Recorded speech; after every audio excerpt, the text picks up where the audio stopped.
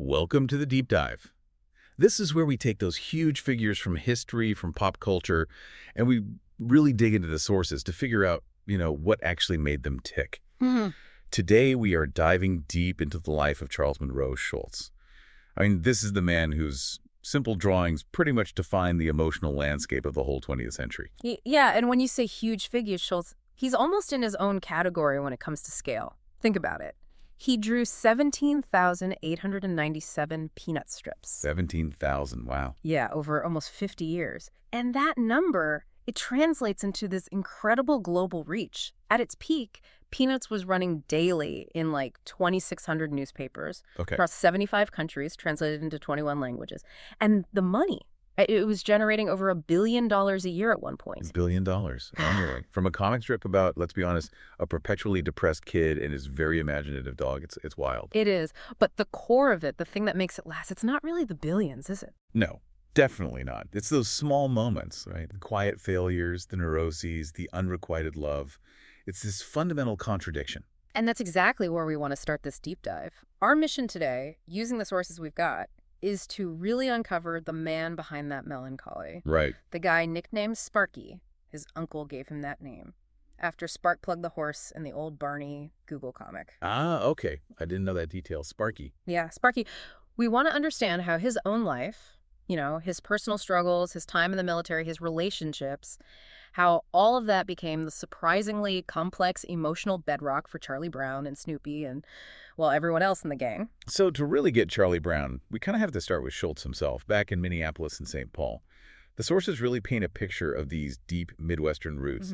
He was the only child of Carl Schulz, who was a barber, worked hard, and Dina, his mother, a housewife, German and Norwegian background. And reading about it, his childhood sounds, well, pretty quiet, actually, like a lot of early 20th century Midwestern upbringing. Yeah. It does sound quiet on the surface, but what jumps out right away is this really singular, powerful drive he had towards art, even as a little kid. Right. His love for drawing started super early, and his first muse, interestingly, wasn't a beagle at all. It was the family dog, Spike. Spike. And Spike was apparently quite the character himself. What's amazing is that Spike actually gave Schulz his very first taste of publication. A really surprising bit of early validation. It was more than just validation. It was kind of a bizarre claim to fame, really. So in 1937, Schulz draws this picture of Spike. Okay. But it's not just like a cute dog picture. He drew it specifically to show that Spike ate weird stuff, non-food stuff, pins, tacks, things like that. He ate pins and tacks. Seriously. Apparently. So Schulz sends this drawing off to Ripley's Believe It or Not. No way. And they published it. They did, credited just to Sparky, his drawing detailing his dog's unique diet. It's just a fantastic little story, isn't it? Your first national publication is basically about your dog eating hardware. That is brilliant. But then almost immediately, you get this classic Schulzian contrast, right? This moment of rejection that feels like it could be lifted straight from a peanut strip. Exactly. His own high school, St. Paul Central High, actually rejected his drawings for the yearbook. Ouch. Yeah. So you have to imagine him, right? He's maybe 15, gets this validation from a huge national feature like Ripley's, but his own classmates, his peers at school, basically say no thanks. That contrast. Yeah. It just seems to set the stage perfectly for the adult Schulz, doesn't it? This guy who achieves unbelievable global fame, but seems to have always identified with that kid who's left out, the awkward one. Absolutely. It really speaks to that idea that, massive success doesn't just magically erase self-doubt or those feelings of not quite fitting in, that sting of local rejection. It often sticks around. Yeah, I can see that. Though, the high school did eventually sort of make amends much later, like 60 years later. They put a 5-foot Snoopy statue in the school office, a kind of retrospective tribute. Better late than never, I suppose. So after high school, he knew he needed to hone his craft, right? He took a correspondence course from art instruction schools. But this period, while he's trying to build his skills, it gets hit by this really profound personal tragedy. Yeah, this is a really crucial piece of understanding Schulz, and it definitely lends weight to that persistent sadness you see in Charlie Brown. His mother, Dina, she died from cervical cancer in February 1943. Oh, wow. He was incredibly close to her. He was actually with her at home when she passed away. And he talked about it later, quite often actually, this deep sadness he carried that she never got to see any of his work published professionally, syndicated. God, that's horrible. She was the one who really believed in him from the start, his anchor, and she was gone just before he started to get any real recognition. So the man who creates the most successful comic strip ever carries this constant knowledge that his first, maybe most important fan missed the whole thing. Wow. And then, right after his mother's death, he gets drafted. World War II. Yeah, talk about turmoil. Drafted late in '42, he ends up serving as a staff sergeant with the 20th Armored Division over in Europe. Quite a shift for a shy kid from Minnesota. Definitely. He was a squad leader on a .50 caliber machine gun team. His division saw action near the very end of the war, and he was actually very proud of earning the combat infantry badge. But the story he tells about actual combat, it sounds, well, almost like a Peanuts setup itself. He talked about this one time. He actually had a chance to fire his machine gun in a real combat situation. That's the one. He gets his chance, lines up the shot, squeezes the trigger, and nothing. He forgot to load it. Forgot to load Yeah, it. Oh my God. That is the ultimate Charlie Brown omen, isn't it? Just perfect, humiliating, but ultimately nobody got hurt. Exactly. He missed his one big shot, but the sources say the German soldier he was aiming at just surrendered anyway. Probably had no idea Schulz had messed up so spectacularly. Wow. The highest irony. Potential for huge success or maybe tragedy. Just completely undercut by a simple human mistake. That missed shot feeling seems like it permeates the entire strip. It really does. So after the war, he comes back to Minnesota. He finds work doing lettering for a Catholic comic magazine called Timeless Topics. Okay.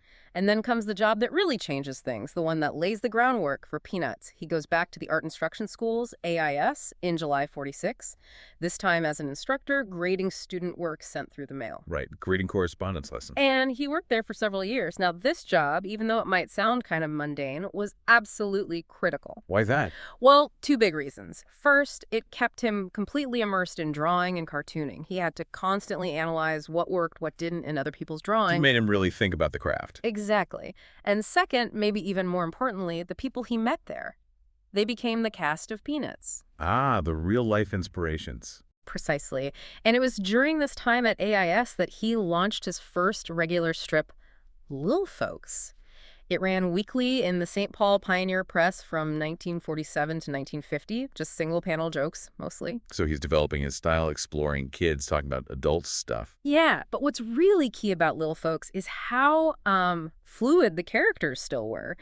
He actually used the name Charlie Brown in 4 different gags in that strip. But not the Charlie Brown. Not yet. It wasn't the single character we know. He used the name for 3 different boys, apparently, and one time for a kid who was just like buried in sand up to his neck. Oh. And there was a dog that looked a bit like a Snoopy prototype, but with a much shorter nose. He was still figuring it all out. Okay, so we've got the artist. He's shy, carrying this personal melancholy. He understands that humor often comes from bad things happening, as he put it. And now he's got a solid 4-panel version of his strip ready to go national. He takes it to United Feature Syndicate, UFS, in 1950. And they love it, but there's always a but, isn't there? They immediately want one big change. Yeah, the title. They insisted he change it from Lil Folks. The Syndicate guys were worried about legal stuff.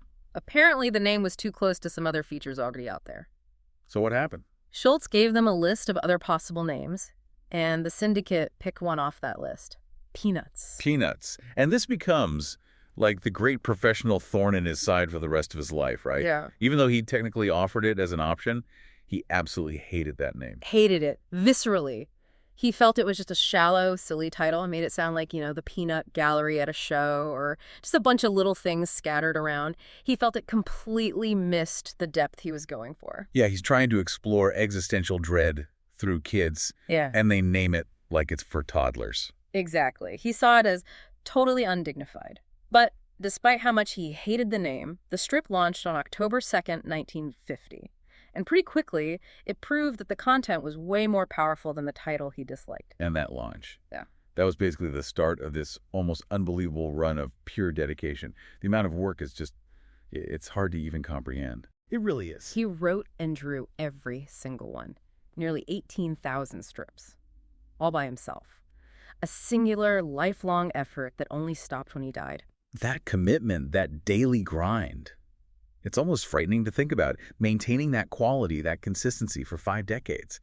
The Forces point out the only time reruns ever ran while he was alive was for a 5-week break Right. in late 1997. 5 weeks. 5 weeks to celebrate his 75th birthday. Other than that, it was basically 47 straight years of daily solo production. Incredible. And that complete control, that wasn't just for the newspaper strip, right? When Peanuts blew up and moved to TV, especially with a Charlie Brown Christmas in '65, he kept that same iron grip. Absolutely. That Christmas special was huge. Won an Emmy, catapulted the strip into a whole new level of pop culture consciousness, and Schulz wrote or co-wrote all the TV specials that followed, and the 4 animated movies, too. That creative control feels really important for Peanuts. It was vital. It meant that, unlike a lot of syndicated characters that get handed off and diluted over time, the core feeling of Peanuts, that specific blend of sweetness and, melancholy sarcasm, it never really got watered down by the Hollywood machine. He made sure of it. And we sometimes forget, this wasn't the only thing he was drawing during those incredibly busy years. He had a couple of other projects going on at the same time, even if they didn't last as long. Yeah, his output was just immense. He did have that sports-focused strip for a bit. It's Only a Game. Ran from 57 to 59. Interesting, given how much he loved hockey later on. Right? Maybe testing the waters. And then, maybe more surprisingly, considering his religious background, he did a gag cartoon series called Young Pillars. Young Pillars? Yeah, from 1956 to 65. It focused on teenagers and ran in Youth, which was a magazine linked to the Church of God. Huh. So that gives us a little window into the kind of moral and spiritual stuff he was thinking about back then. Definitely. Before he fully poured all those existential questions into Charlie Brown and Linus, he was also doing commercial illustration work on the side. He did the drawings for 2 of Art Linkletter's huge bestsellers, Kids Say the Darndest Things, in 57 and 61. Makes sense, tapping into that ability to capture how kids think and talk. And he illustrated a book of letters called Dear President Johnson in 1964. His name was just everywhere, attached to all sorts of high-profile things, but he always managed to keep Peanuts itself pure. Okay, so now we get right to the core of it, right? How did Schulz take his own, often complicated personal life and just pour it directly onto the comics page? Yeah, this is where the stats stop and the psychology really kicks in. What really hits me, looking through the sources, is just how much Charlie Brown was Schulz. Not just inspired by him, but almost a direct avatar.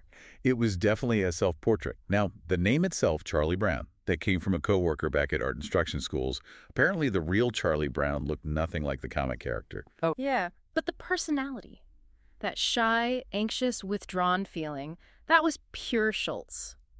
The sources are really clear that even when he was massively famous and successful, he often felt like that awkward kid on the outside looking in. It's like that core contradiction we talked about earlier. He builds this global empire, but personally identifies with the perpetual failure. And he knew it. He talked about it. There's that amazing quote from him where he says something like, I suppose there's a melancholy feeling in a lot of cartoonists because cartooning, like all other humor, comes from bad things happening. Wow. He wasn't just going for cheap laughs or slapstick. He was processing his own internal stuff, his own bad things happening. So when we see Charlie Brown fail, the kite gets eaten by the tree again, the baseball team loses again, he can't talk to the little red-haired girl again, those aren't just random jokes. No, they're like the daily little manifestations of that core feeling. It's actually a pretty sophisticated kind of public self-therapy played out for millions of people every day. And that direct line from his life extends to the other characters too, right? Right. Grounding the whole fantasy world in something real. Oh, absolutely. Snoopy, obviously the breakout star, he was inspired by Schulz's childhood dog, Spike, the one who ate the pins and tacks. Right, Spike. Now, the sources are clear. Spike was actually a pointer, not a beagle like Snoopy. But apparently, if you look at old family photos, there's a certain physical resemblance and definitely that eccentric personality that Schulz first captured way back in that Ripley's drawing. And the level of specific detail he pulled from his life is just incredible. Like Snoopy's brother, also named Spike, who lives out in the desert near Needles, California. Yeah, why Needles? Seems so random. It's because the Schulz family actually lived there for a couple years, from 1928 to 1930 when Schulz was just a little kid. Get out. Really? Yeah, they moved out there from Minnesota temporarily to help take care of a cousin who was sick and had relocated. It's this tiny, almost forgotten geographical detail from his own childhood, and decades later, boom, it becomes the home for one of his most beloved characters. It feels like every little corner of the Peanuts world has some personal memory tucked inside it. But the personal detail that maybe shaped Charlie Brown's melancholy more than anything else, that constant sense of inadequacy, that was a little red-haired girl, wasn't it? She was the ultimate unattainable ideal. She was very real. Her name was Donna Mae Johnson. She was an accountant at art instruction schools where Schulz worked. Okay. And here's the really crucial, painful timing of it all. Schulz finally worked up the courage to propose to her in June of 1950. When he was about to hit it big. Exactly. Just before he signed the contract with United Feature Syndicate for Peanuts, his professional life was about to explode. And she said no. She turned him down, married someone else pretty soon after. So here he is on the verge of this incredible success, but the thing he wants most on a personal level. Completely denied. That one specific, unrequited love, it basically became the template for Charlie Brown's romantic failures for the next 50 years. That explains so much. It's not just random failure. It's that specific pain of success in one area right alongside total heartbreak in another. That's why it resonates, I think. And even the smaller characters, their names came straight from his life, too. Linus and Shermy, named after his friends, Linus Moore and Sherman Plepler. Peppermint Patty, the confident, sporty girl, inspired by his cousin, Patricia Swanson. And the name itself, Peppermint Patty, apparently just came from a dish of peppermint candies he saw sitting in his house one day. He just plucked details from everywhere. Constantly blending reality and fiction. And maybe one of the most famous specific lines in the whole strip, Sally calling Linus her sweet baboo. Yeah. Where did that come from? It's so quirky. It came directly from his home life. Jean Schulz, his second wife, used to call him that as a term of endearment. No way. Yes. She mentioned she called him Sweet Baboo, and apparently, 6 weeks later, there it was, coming out of Sally's mouth in the comic strip. Just an almost instantaneous pipeline from his private life right into the public consciousness. Okay, so moving from those really intimate details into the more public professional sphere, Schulz achieved such massive scale that inevitably meant dealing with huge public interest, huge amounts of money, and, well, professional rivalries. Yeah, and what's really fascinating here is the relationship, or maybe the tension, with Jim Davis, the creator of Garfield. It seems really complex. How so? Well, on one side, Schulz apparently saw Davis as his biggest rival. The sources say he really disliked what he saw as Garfield's sort of low, broad appeal approach. He thought it was too commercial, too focused on easy gags. Right, the philosophical versus the gag-a-day strip. Exactly. And he was reportedly pretty jealous when Garfield started outselling Peanuts merchandise and becoming incredibly popular in the 80s. Okay, so there's definite friction there. But despite that personal feeling about the style of the comic, Schulz actually acted as a really important mentor to Jim Davis, especially on the business side of things. That seems counterintuitive, helping your biggest rival. It speaks volumes about Schulz's character, I think. His commitment to cartooning as a whole. He knew the business of merchandising and franchising inside and out better than almost anyone, and he shared that knowledge with Davis, gave him advice. That's pretty generous. But here's the really surprising detail, the one that blows me away. Davis himself says that Schulz actually helped him redesign Garfield. What? Redesign the actual character? Yeah. Davis was apparently struggling. The original Garfield was, much fatter, walked on all fours mostly. It was hard to animate him for TV specials or get him to do physical comedy easily. So Schulz, his main rival, apparently stepped in and sketched out a different version. Slimmer, stood up more on two legs, had that little pot belly, a version that was easier to animate and merchandise. Schulz literally helped his biggest competitor become even more commercially successful. Wow. That's actually remarkable. Guiding someone whose work you fundamentally disagree with on an artistic level, that shows a huge dedication to the cartooning community itself. It really does. And he showed respect for other cartoonists, too, like Rob Armstrong, who created Jumpstart. In a 1994 TV special, Schulz gave Franklin Peanut's first black character, who'd been around since '68 but never had a last name, the last name Armstrong. It was a direct public nod of respect to Rob Armstrong. That's a classy move. And we also see his own artistic influences popping up, right? He clearly admired other creators. Oh, yeah. He often cited guys like Milton Caniff, Terry and the Pirates, and George Harriman, Crazy Cat, real innovators of the comic strip form, and Bill Mauldin, the famous World War II cartoonist. The Willie and Joe guy. That's him. Snoopy actually visits Bill Mauldin in the strip every Veterans Day. It's a recurring tribute. And his interests went beyond just comics, didn't they? He had some serious obsessions. He did. Cinema, for one. He was famously obsessed with Orson Welles' Citizen Kane. Apparently he watched it something like 40 times. 40 times. Why Citizen Kane, do you think? What was the connection? Well, think about it. Kane is this epic story about a hugely successful American tycoon whose vast wealth and power ultimately mask this deep emotional emptiness, this longing for a lost childhood symbolized by Rosebud.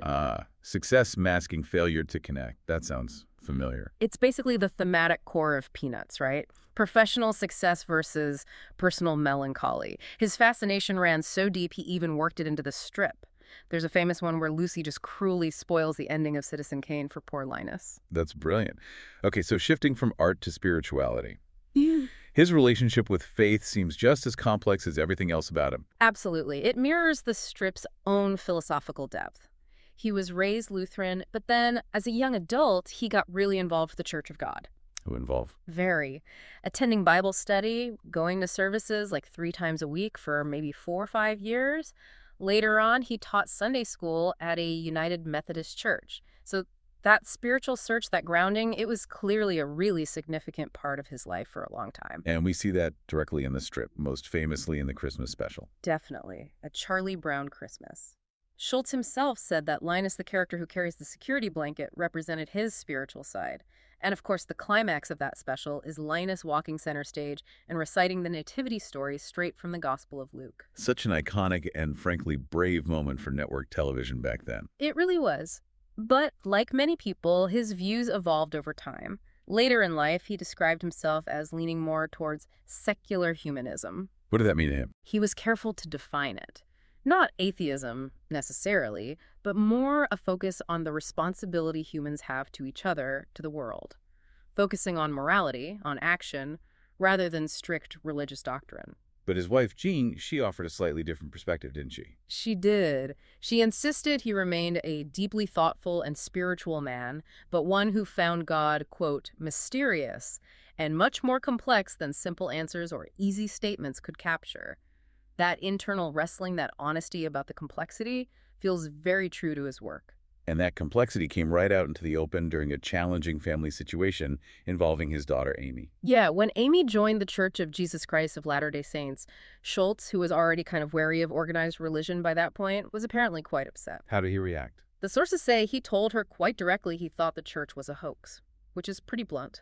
But, and this is the crucial part, displaying that secular humanist morality he talked about, he still supported her choice. He valued their relationship, their family bond, and he recognized their shared foundation belief in Christ and the scriptures, even if they differed on the specifics of the church structure. So again, holding two conflicting ideas at once. Skepticism about the institution, but deep support for the individual person. Classic Schulz. Exactly. Now, heading into the 1990s, the sheer physical toll of drawing that strip day in, day out for decades, it started to catch up with him. Right, he had health issues. He'd had heart bypass surgery back in 1981. And then later in the 90s, he developed an essential tremor. It made his hand shake. Was it Parkinson's? It was sometimes mistaken for it, but no, essential tremor. You can actually see it if you look closely at his artwork from the very late strips. The lines get noticeably shakier. He used medication, beta blockers to help manage it, but it was a struggle. And then came the diagnosis that forced the ultimate decision. Yeah. Colon cancer, which had unfortunately spread. He announced his retirement on December 14th, 1999. That must have been incredibly difficult for him. Oh, profoundly. The sources really convey the pain he felt. He told Al Roker on the Today Show that the decision was hard, but ultimately the strip was being taken away from me. He'd always pictured himself drawing well into his 80s, working away in his studio. And this brings us right back to that central, iconic image of his entire career. Charlie Brown, Lucy, and the football. People must have asked him constantly if Charlie Brown would finally get to kick it in the last strip. Oh, all the time. And his initial response, his sort of rational, artistic judgment response, was a firm no. He said something like, "Oh no, definitely not. I couldn't have Charlie Brown kick that football. That would be a terrible disservice to him after half a century." Because the failure was the point. Exactly. Granting him that success would completely undermine the entire premise, the melancholy heart of the strip. But when it came time to actually sign that very last strip, His feelings were different, weren't they? Yeah. Completely different. He talked about holding back tears as he signed that final panel. And instead of thinking about the artistic integrity of the failure trope, he was thinking. Yeah. He was thinking, that poor kid. He never even got to kick the football. What a dirty trick. He never had a chance to kick the football. Oh, man. In that final moment, the empathy, the sadness for his own creation just completely overwhelmed the professional logic. It's the ultimate testament to how deeply he felt that character's enduring struggle. And then, tragically, he passed away very soon after. Yeah. He died of a heart attack on February 12, 2000. And the very last original Peanuts strip, the one he'd already drawn and signed, was published the very next day. It completed the cycle. And crucially, United Feature Syndicate honored his wish. No one else would ever draw the strip. His artistic journey ended with his life.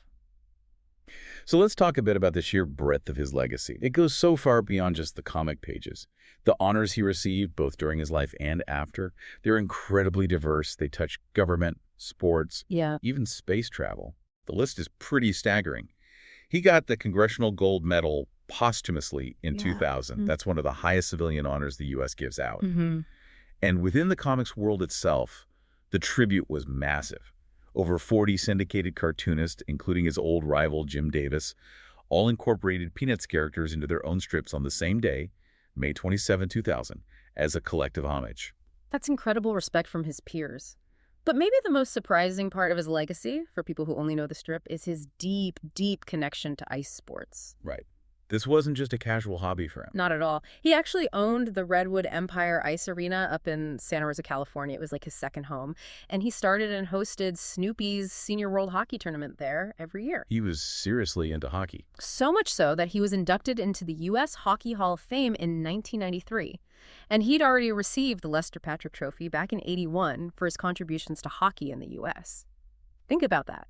A cartoonist honored at the highest levels of American hockey. That's amazing. Yeah. And it wasn't just hockey, right?